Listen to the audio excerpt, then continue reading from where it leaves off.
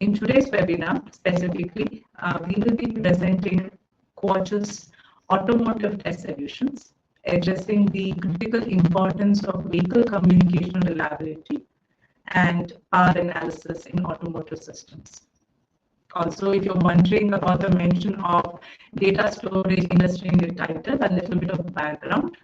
Quatch Technology began as a leader in automated test solutions for the data storage industry, quickly becoming the gold standard for reliability testing and power analysis for SSD and other storage devices. Their tools are widely used in data centers and major storage manufacturers, enabling very rapid, repeatable, highly accurate testing for critical interfaces like PCIe, NVMe, and CXL. Over time, Quatch leverages expertise in physical layer testing and power analysis to expand into the automotive sector, where similar challenges such as reliability of high-speed communications, validating power consumption, and fault injection are all very important to modern vehicles. In the session today, Andy will be highlighting the need for reliable physical layer testing and fault injection in vehicle communication networks and power analysis solutions for automotive systems. He will be presenting some very interesting and critical use cases, followed by detailed explanations of the available Quatch solution. The first main use case would be testing of high-speed vehicle communication networks and automotive interfaces. As vehicles become very connected and autonomous, the performance, reliability, and the interoperability of communication networks such as CAN, LIN, Ethernet, and other serial protocols directly impacts vehicle safety, functionality, and user experience, performance, amongst many other things. If you're in this space, then you'll definitely find the Quatch automotive multi-protocol breaker extremely apt and exceptional. The second main use case will be the power analysis of automotive subsystems.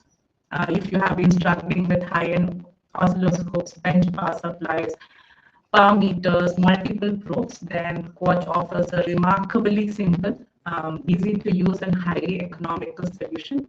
Their compact, easy plug-and-play power analysis solutions will deliver very reliable and precise measurements without the complexity and the cost of traditional instruments. Okay, so again, power analysis is very critical in the context of EV charging, battery technologies, and motor systems because again, it impacts efficiency, safety, and performance. The third other interesting use case would be testing of USB interfaces. Again, testing of USB interfaces in automotive infotainment systems is very essential, ensuring reliable connectivity, safety, and user experience. We all know in modern vehicles, we rely on USB for critical functions like smartphone integration, media playback, voice assistance, fast charging. So robust testing of this interface is also very, very important. For this, Quatch offers both the hot plug and power analysis solutions, which Andy will be presenting. So this is, I just wanted to give a brief overview and a context. Now we will get.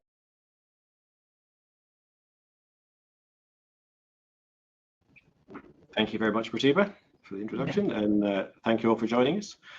So first, I'd like to just tell you a little bit about Quatch as a company. Although Pratibha's given us a very good introduction already, I appreciate that. We've worked together for many years now in India. So Quatch was founded in 2006. We're a relatively small team, but we've got over 20 employees now. We are entirely based in Scotland, in the United Kingdom, but we're also part of the larger ELYSIS or symbiosis groups that you may know from other areas such as Bluetooth analyzers. We've got high quality partners in every region, including ESA, of course. And we got a very good reputation with our customers. We offer a lot of direct engineering support, and in our traditional data storage space, we work with basically every major storage company. We've contributed to a number of industry specifications with the Open Compute project and SNIA in terms of energy efficiency and automated testing. So while we may not be a familiar name in the automotive industry yet, as I say, we have a we're well known in data storage. Now, the reason I really wanted to speak about this with you today is because there's quite an overlap now. It might not be an obvious one from the outside, but more and more technology has obviously made its way into automated vehicles, whether it's attempts at full self-driving or whether it's integrated cameras, ADAS systems, or just fancier infotainment. We are seeing most of the elements you'd expect to find in a data storage system migrate into a vehicle. These include, obviously, CPU compute. So compute within a vehicle has massively increased in the last 10 years or so. We're also seeing GPU-based compute in terms of AI image recognition. Data storage, being our key industry, of course.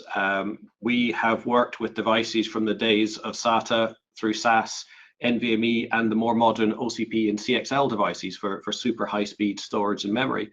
Now, not all of those have made it into vehicles yet, but automotive SSDs are now a full category in their own right. There is more and more storage in a vehicle, and of course, it needs tested. Next, of course, are the data links, the key parts that join the elements of the system together. In data storage, PCIe is one of the biggest, with Ethernet then connecting major sections of racks and similar, and newer systems like CXL for high-speed memory. Many of these are found in vehicles as well. There's some differences. You have a lot more CAN and similar, but Ethernet is in vehicles. USB is very common in vehicles, of course, and we're seeing a number of technology companies pitching PCIe interconnects within vehicles as well. The main difference really is what the data is used for. The reason our customers have to do a lot of testing in data storage is because they are processing critical data, and often done in a time-critical way. So if a rack of servers goes down due to an error, it's a critical problem in the finance or health industries or whatever it is they're serving. In a vehicle, it could be crashing into a lamppost. It's a safety-critical thing. So, as I'm sure you know, a huge amount of testing has to be done. And what we're interested in sharing today is how some of these problems have been solved in data storage and how they could be brought into the automotive testing domain. So the first one we're going to look at is fault injection. And so can we just run the poll, please? Sure. Yeah, and I'm sorry, I just got feedback that my voice was breaking. I am on a better communication. I'm on a better link now, so we should be better. So we'll just run the first poll. It's coming up. We request all the attendees to please participate in the poll because it gives us good feedback. It also helps us understand what is the focus each of you has in your testing initiatives. So this is the question: what is your biggest challenge in testing automotive communication reliability? The options are testing multiple links, CAN, LAN, Ethernet, USB, PCI, injecting repeatable faults, complex or time-consuming setups, presently not working on any of this testing. So this is really useful feedback in what I talk about. So we're just going to run it for 10 more seconds. Please, we have nearly about 100 attendees. So if you can give us feedback, that would be really nice. Yeah. So we'll stop the poll at this time. Andy, I will just help you with the results. I can see them there actually. They're on the screen. Okay. Yeah. So just the benefit for everyone on the session, we have about 52% of our attendees testing multiple link types, 16% of them who are very interested in injecting repeatable faults, and 19% of them thinking that, of the opinion that they are quite complex and time consuming. So that's the result of the poll, Andy, and I'm sure it'll help you while you move forward with your presentation. Great. That's good to see. We've got a good set of people here that are clearly interested in communication. So First thing I want us to consider is what links are we targeting. Now, I've selected a number of communication links that I'm aware of in modern vehicles. If you have other ones that you'd like to test, maybe you can pop that in a message to Pratibha as well, and we can talk about them later. But regardless of what technology is actually carrying data in the link, the questions I think we have to look at is, what does the link carry? What is the data? How important is it? And what happens if that link fails? And the failure could be, a brief corruption of one packet of data, or it could be a hard failure of the whole link. What effect of that is it going to have on the customer's experience in the vehicle? What effect is it going to have on safety? Now, there are a number of fault injection options when it comes to looking at a protocol link.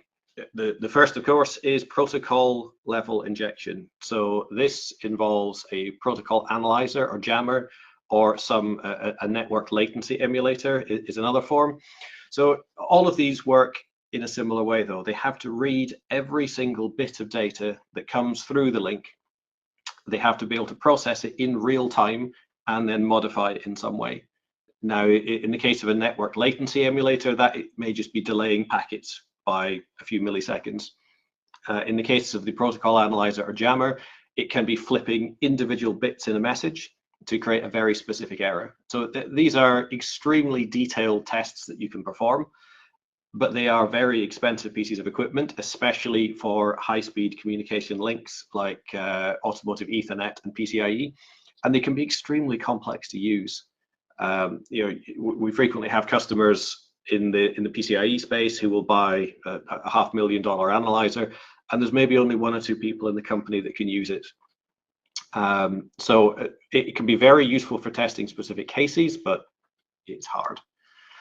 Another option we see a lot of in the automotive side is EMC-based injection. So this can be conducted or radiated injection into the system. It could be a simple ESD discharge gun.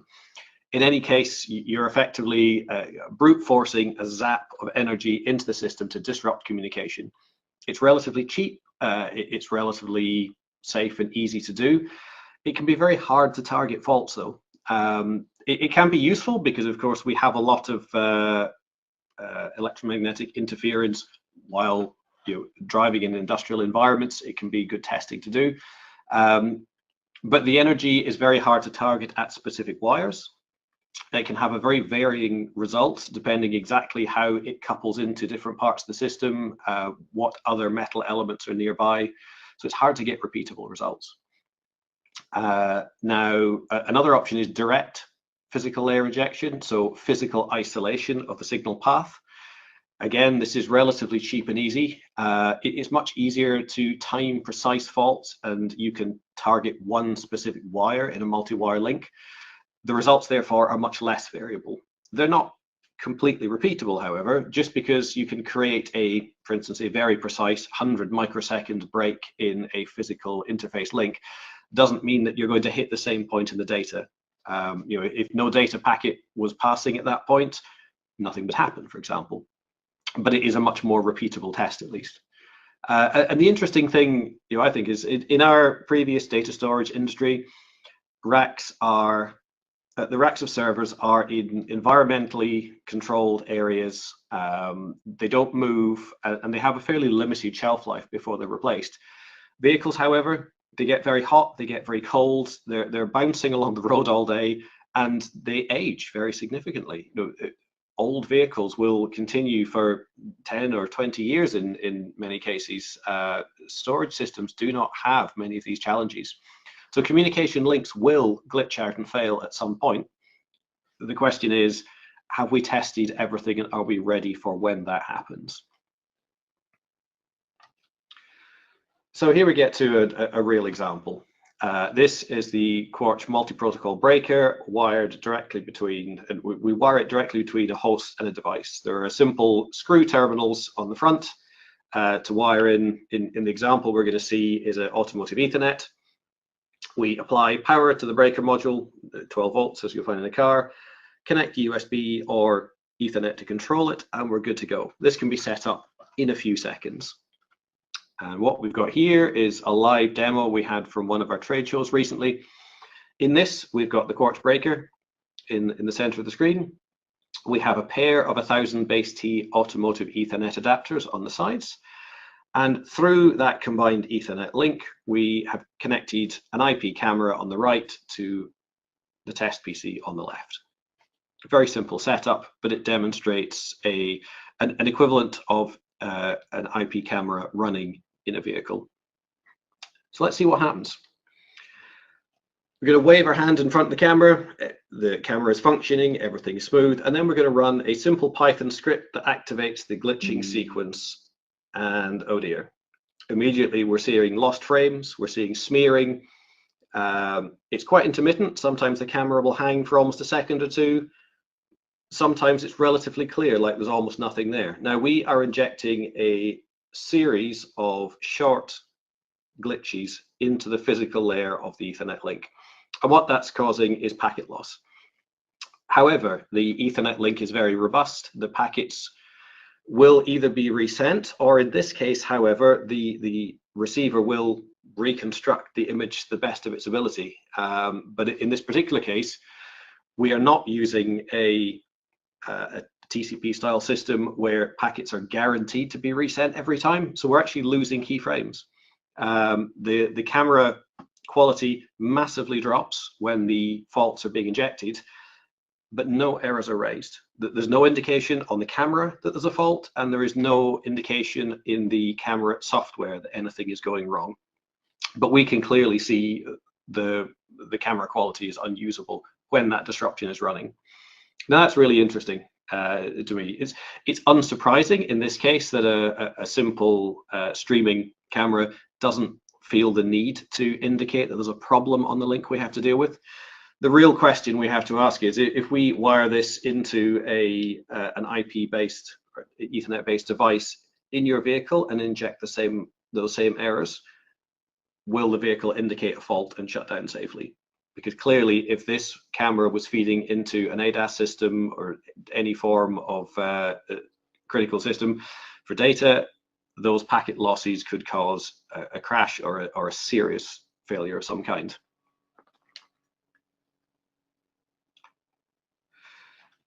Now, there are a number of different ways that we can inject faults. In this example, we were going into a simple cabled interface.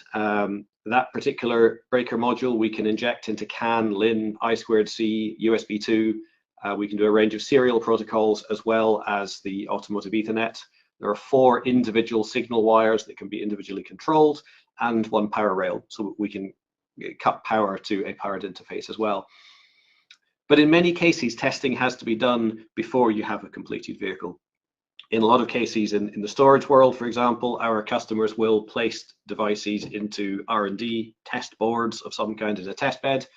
So we have breaker modules, for instance, for PCIe slots, for M.2 devices, for automotive SSDs, also for high-speed Ethernet, for example. So we can do well above the 1 gig automotive Ethernet. We can do 10 gig, 25 gig, and beyond as well for high-speed interfaces. We can also, if you have a problem that isn't handled with one of our existing breaker modules, we can do small run custom hardware to integrate into a proprietary system. Now, what's inside a breaker? So the idea of these products is that they control the whole interface. So we can control high-speed data signals, we can control digital sidebands, and we can control power rails. If there are differential high-speed signals like there would be in PCIe and Ethernet, we can control each individual side of the differential pair. And it's just a little block diagram in the top right, shows that our device goes between a host and a device. We place individual switches on every pin of the connector, and in some cases those will be high power FETs, electronic switches for power control. In some cases there will be specific high-speed RF switches as is required to run the data, but this is completely passive.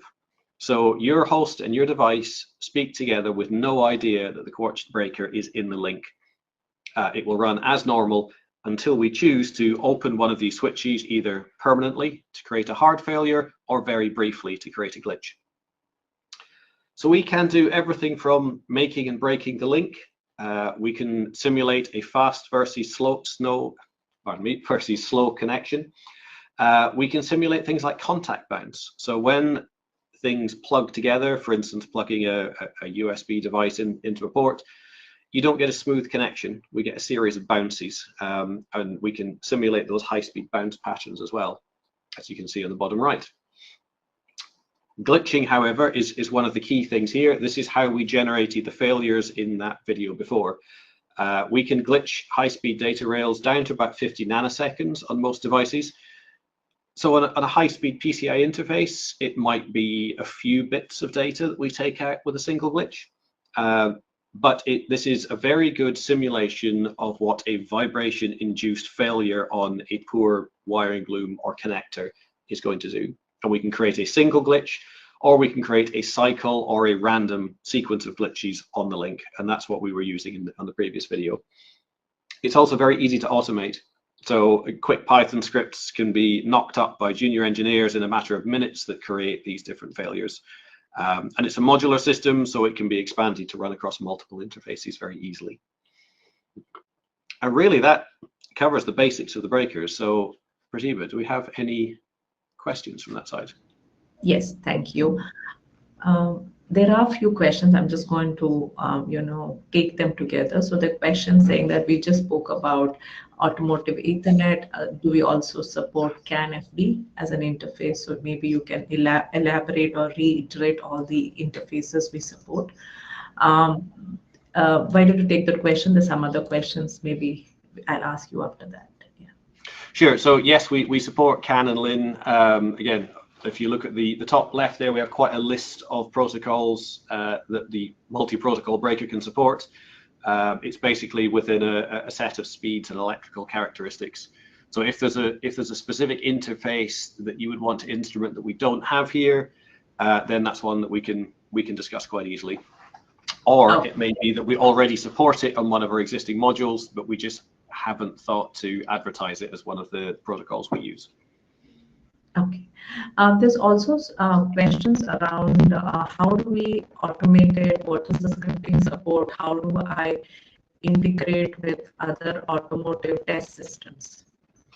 So I will cover automation a little bit later, but basically, if you can write a Python script or access a serial port, then you can automate. Our command set is very simple, and it's very open. We've had to do the same thing in the data storage industry, where everyone has existing automated test systems. Quartz primarily sells the hardware. We sell the hardware and a simple interface to control it, and you integrate it into your existing setup easily. Okay.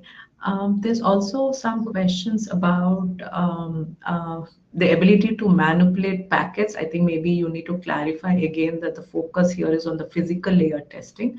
And there's an additional question about power consumption. Yeah. How do you power these units is the question. So this specific unit we looked at, the multi-protocol breaker, can be powered very easily from 12 to 15 volts DC. So it can be plugged into a standard wall power supply from AC that we supply with it, or if it was within a test vehicle of some sort, it could be powered directly from the 12-volt power. Okay. I think we can take the rest of the questions later. Andy, we can move to the next session. Or do you want to run the? We'll run the poll and be quickly. Okay. Yeah. Sounds good. So, dear attendees, we are running another poll. Please help us with the responses. The question is, which power behavior is most important for you to capture today? The options are fast transients, short spikes, long duration profiles, multi-rail correlation, low power states, and if you're not measuring any power at this moment, then you can pick the last option. That's a nice spread again. So this is interesting. So power analysis, of course, is very different from what we've just been talking about. but it's another key one that I think is very important within vehicles. Yeah. So we'll give the attendees a couple of more seconds and then we'll stop it. Yeah. So just for the benefit of everybody else who's on the session, we had about 46% of the attendees saying that the most important behavior is fast transient and short spikes. About 20% said long duration profiles, they would like to measure it over hours to days.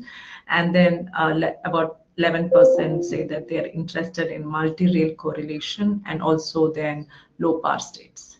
Yeah, Andy, over to you. Great. Okay. So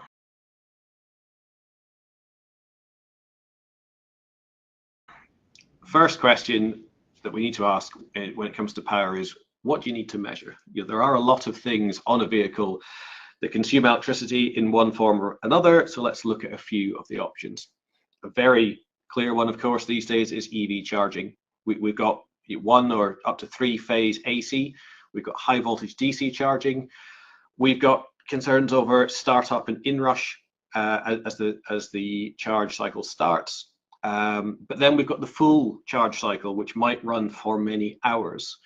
And one thing I want to talk about throughout this is that detailed traces tell a story.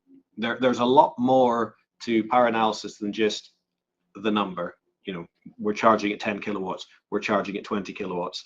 A detailed trace can tell you a huge amount. And just this little example I have on the bottom left here from a simple capture of an EV charging cycle is the 3 different phases, starting 1, 2, 3 as we go through. So the phases are being deliberately staggered by this charger to start up at different times. And it's just slightly interesting to me that the difference between the first and second phase is shorter than the time between the second and third phases. It doesn't matter in this case. But every trace virtually that we take has some interesting questions around it. Why does it do that? And we find that power analysis gives you a very interesting insight into what your device is doing that you can't see by other means in many cases. Automotive SSDs. So these are a big thing, or other M.2 devices. We've said already that it's an entire market now. For automotive form SSDs. You can be interested in power versus performance. How much energy are you consuming for the performance of your storage device? On the other hand, you can be looking at voltage margining. How tolerant is your SSD of different voltage levels being supplied to it? Again, this is a vehicle. It's not a data center in a perfect state. Voltages may vary for various reasons. How does the device handle ramping, glitching, brown out of power, hard crowbar short tests? Is it going to survive? If somebody drops a spanner in the wrong place during maintenance, will that kill the drive because it's gone out of its voltage rail tolerance and damage something, or will it start up happily next time? Looking at it the other way, what about the voltage stability of the vehicle? What are you supplying to the SSD in practice? How much peak power does one SSD take in comparison to another? And of course, what about low power states? In the lowest power shutdown state, how much power is your device going to use? Because that will have an effect on battery life. On the bottom, we've just got a couple of little pattern graphs which were used in data storage tests. Most SSDs these days have 2 different power rails, or many do. So we will have ones that have a 12 volt and a 3.3 volt rail. And these examples are showing us running different patterns on the device. So on the left, we are aggressively pulling down the voltage rail on each different power supply for a short period of time at different times. And on the right, we are simulating a ramp up of the voltage rail, but we're also simulating other high current devices coming in at the same time and dipping the voltage rail briefly. And again, we can use that test to confirm that our device is going to power up correctly every time, regardless of what else might be happening around it. Not everything, however, has a simple interface that you can get into with a fixture. A lot of, again, early testing is going to be done on R&D boards. You might be interested in testing a specific PCB consuming power, or a specific integrated circuit of some sort, or a wiring loom within a vehicle. So we have multiple options for that. You might be looking at total power consumption. You might be looking at multiple rails that you want to look at together. Internal rails within a test board can need more effort to get to, or it may be that you need to synchronize power consumption along with other digital signals. So there may be some form of reset, enable, or feature trigger as a digital signal that is very useful to look at along with the power to understand what's happening. So one of our customers, for example, on the bottom left of this slide, wanted to test their ASIC, their chip that they had developed, and on their R&D test board, they had 3 power rails going into that. Fortunately, they had the good idea to put 0 ohm resistors, so shunt points, on each of those power rails. However, the regulators are on the board to generate those 3 power rails, so there's no simple way to tap into them. But we have 2 solutions to that. One is to remove the shunt resistor and wire through the module on the top, so we can put multiple rails through and out of our power analysis fixture, and we can then tap into them, measuring both voltage and current in real time. We can also wire in a similar way into any digital signals you need to capture. However, some customers will put embedded shunt resistors on their board. So if you replace a 0 ohm test resistor with a known resistance of shunt resistor, we can then, using an external shunt fixture, we can tap into either side of that, and we can then calculate the current and voltage across it, and therefore give you the power again. So these are ways of getting energy consumption figures from within a test board.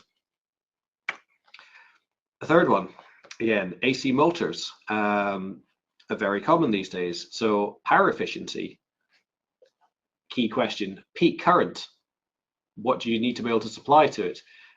These devices tend to have quite a complex current, voltage, and frequency profile. So being able to capture that all together is very useful.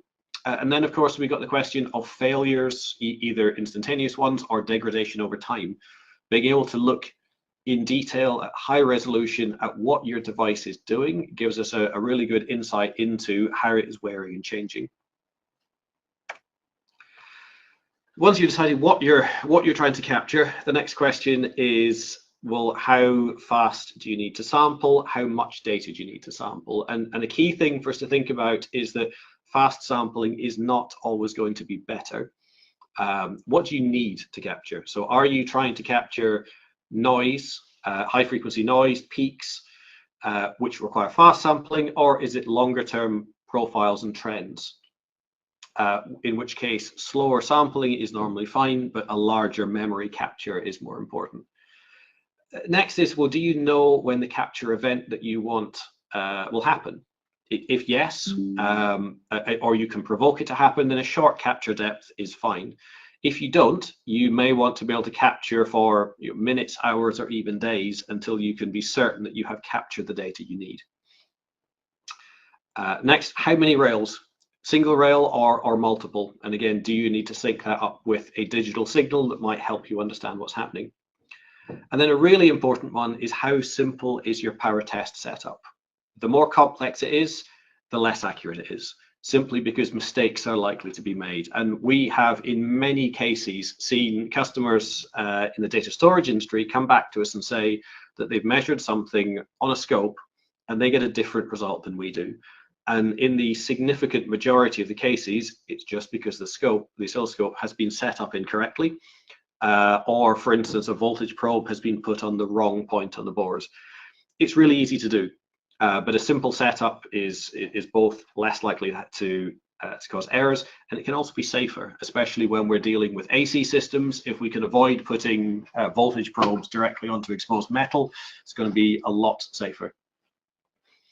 So we recently, as an example, did quite a bit of work with SNEA, the Storage Network Industry Association, as part of their new energy efficiency specification for SSDs.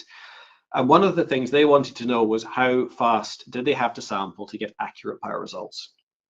So our base sampling rate in this test was 250,000 samples per second, which is a 4 microsecond sampling window. So that's our 0 point. And if we go down the graph, the bottom chart from there, we can see that at 8 microseconds, we then got to less than 0.06% error, which is tiny. However, quite a jump. When we move to 16 microsecond sampling, we get almost a 7% error rate. So it's going into the red range. Now that's clearly not good. So we get this very rapid increase in errors below a certain sampling rate. But then if we go up 250, 500, 1 mega sample, we're really in the noise. Each test is different slightly by random variability. There is no benefit in sampling faster whatsoever. And quite often we'll have customers go, well, we need at least a mega sample, 1 million samples per second. And in most cases, the answer is you probably don't. But what that will do is fill up your memory very quickly, and it may not let you capture the length of data that you require. So there are many different ways of capturing power. And on the right-hand side, going from the bottom up, we've got a simple watt meter that you could buy on Amazon for a few dollars. It will give you a basic uncalibrated indication of AC, but nothing more. But that can still be very useful, and it's very simple. Next, we've got a multimeter. We've got a picoscope, which is a fairly cheap PC-based oscilloscope.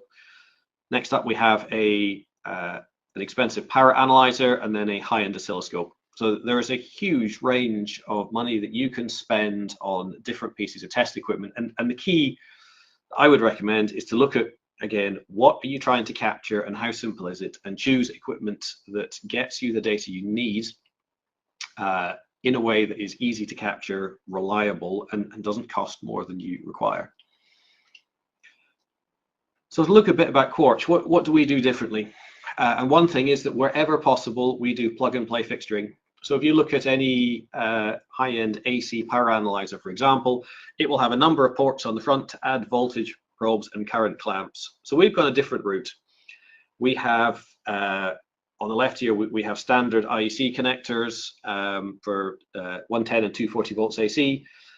And we have larger standard connectors up to 63 amps, three-phase AC. But in both these cases, a junior engineer can come in, plug the connector in on both sides, set up in a few seconds, and start capturing power data. There's effectively no risk. These are standard connectors. There is no need to get to exposed surfaces. There is no need to customize cables or attach current clamps. And we do a very similar thing, for example, for automotive SSDs. We have a fixture that goes between the SSD and the host. You plug it together in a few seconds. Your system will otherwise run exactly as it did before, except that we can now capture the power data. And all right, let's start capturing data. So this here is a little example captured with our system. This is a 10-second capture of a hard disk spin-up. But the interesting thing here is, well, first of all, you need to be able to see the data. So to understand what's happening in many cases. So that's going to be an oscilloscope or a Quartz device or similar. But on an oscilloscope, you quite often have a limited capture depth. You have a limited ability to control it. And we frequently find customers will take a picture of the scope with their phone and send it round. It's not an ideal way to share data. In our case, the software is running on a PC, and we can take this large trace and we can zoom right into the smallest part of it. In this case, we're looking at a 200 microsecond period of voltage ripple that's caused by the physical movement of the hard drive's head. Zooming into that from the larger trace took a couple of seconds of clicking on the main screen. It's very simple to navigate the data, and that makes it easy to find what you're looking for. The next case is long-term recording. So we allow you to record for hours or days. So this example here is a 30+ hour trace. It was fully automated using a simple Python script, which has run, I think, in the region of 50 different workloads on an automotive SSD. And each one of these workloads lasting a few minutes is individually annotated, again, from the script. We even have the ability to bring in custom user channels like megabytes per second for throughput or temperature, so you can see how your device is responding along with the power consumption. you can combine the data together. So in this case, we have an SSD that we are asking to go through its different power states. So at the beginning here on this first section, this is its fully active power state running as fast as it can. The purple line is the amount of data going through. In the second section, we have asked it to go into a slightly lower power state. We see the power come down, but we also see the performance come down as well. And in the third case, we ask it to go lower again. Again, we see the performance come down. We see the power dip quite a lot. One interesting thing here, though, is that the efficiency of the device at moving data, so the megabytes per second per watt, is actually poorest at the low power state. So yes, your device will use low power, but the performance will be dreadful in comparison. That can have a significant effect on the user, even if you're trying to save power.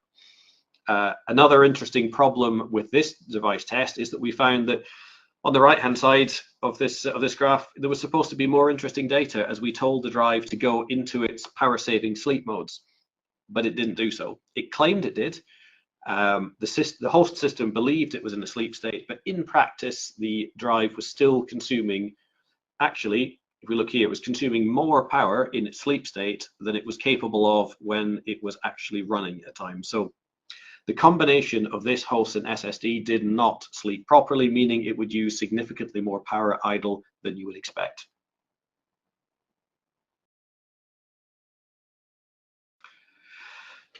No, it's not always about looking at the traces, though. We can also pull out detailed statistics. In this case, we're pulling out statistics between every single one of the annotations we dropped, so for each of the workloads.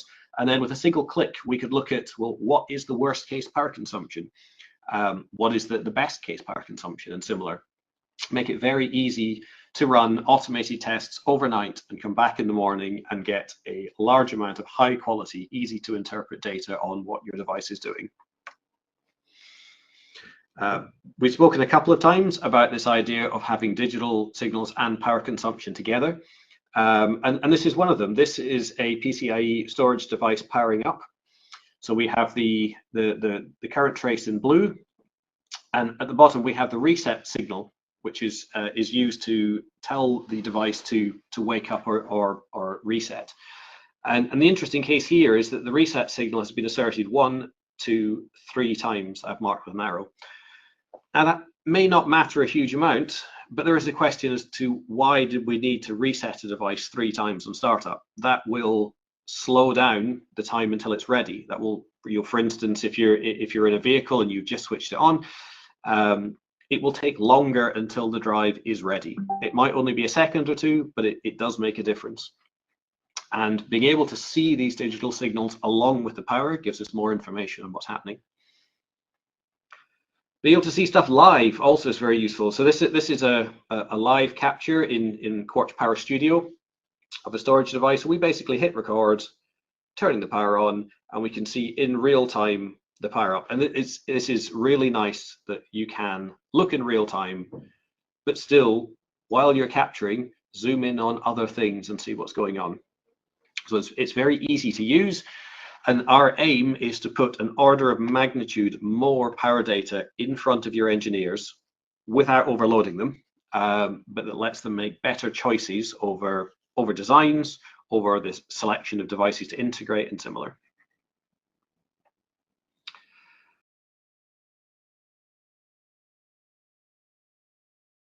For the moment, let's have a quick look at USB testing. So USB is very common in a vehicle. We have a number of devices that are intended explicitly to address that. So here's one. This is a USB switch. So this is an 8-to-1 physical layer switch. The aim of this is that you can plug one port into your infotainment system. You can plug 8 different devices into the 8 different ports, and then one device at a time can be connected to the host. The other devices are fully isolated. So what this means is it is the equivalent of removing one device and then separately plugging in a second. It does exactly the same. That allows you to, of course, instead of sitting there testing many different phones, flash drives, dash cams, or similar, it allows you to automate the system.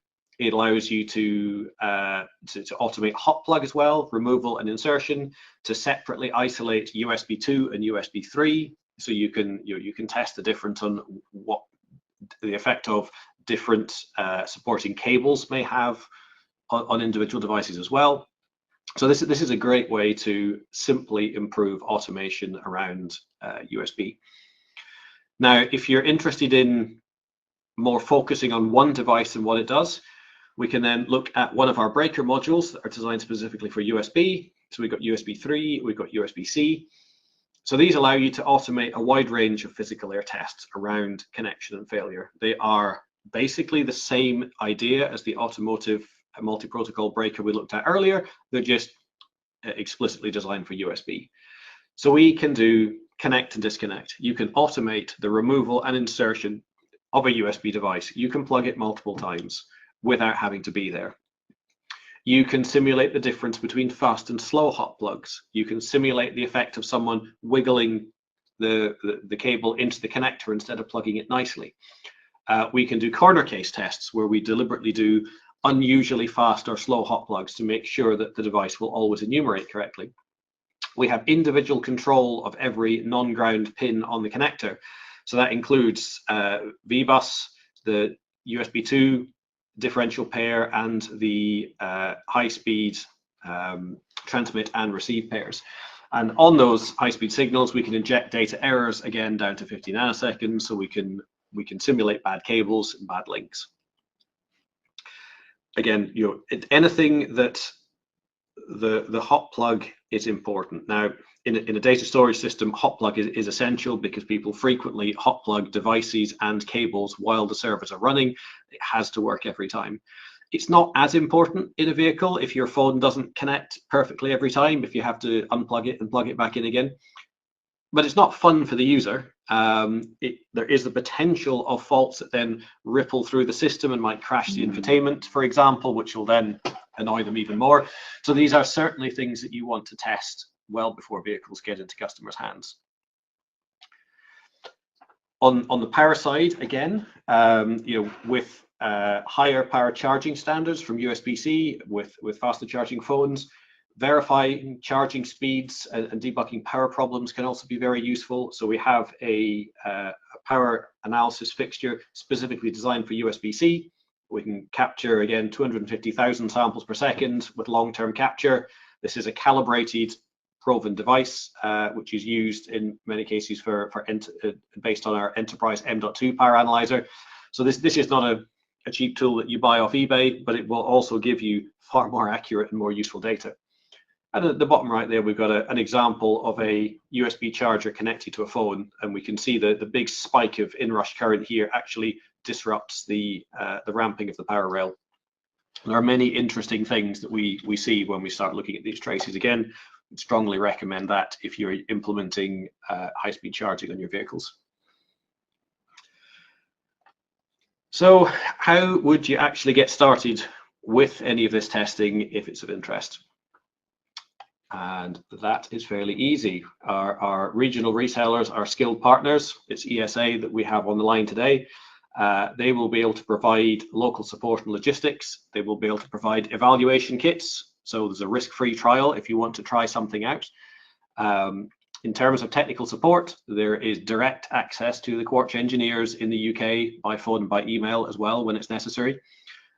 We can do on-site training and support by negotiation. We maintain our products for the long term. Even outside of warranty, we frequently repair products that are 10+ years old. There may be a cost for that, but it's not expensive, and we stand behind our products. Now, there were questions on automation. We provide a simple Python package. All of our software, such as Quartz Power Studio, is also available as a full download. It's not cloud linked in any way. Once you have it, it is all yours, and it's yours indefinitely. So regardless of what we choose to do in the future, you will always have full access to any features that you bought. We price by selling the hardware. Our software, our automation tools are all included.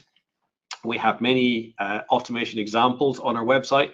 And our software engineers are happy to give you some tips and hints to get you started, or even to help develop tests in some cases, especially if we think they'd be useful to others. Just a little Python example here, using half a dozen lines of code to run a power cycle on a communication link. It is very simple. If you prefer not to use Python, then we have open interfaces, both in terms of Ethernet, USB, and serial, that you can use. Basically, if you can open a port, the vast majority of our commands are simple, human-readable text commands, making it very easy, again, to write scripts, and very easy to automate into different systems. And I think that takes us pretty close to the end.